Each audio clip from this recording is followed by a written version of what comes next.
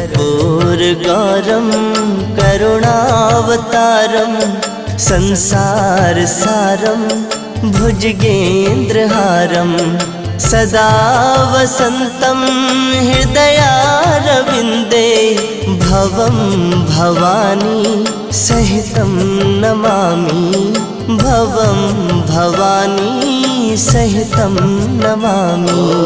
कर्पूरगौरं करुणावतारं संसारसारं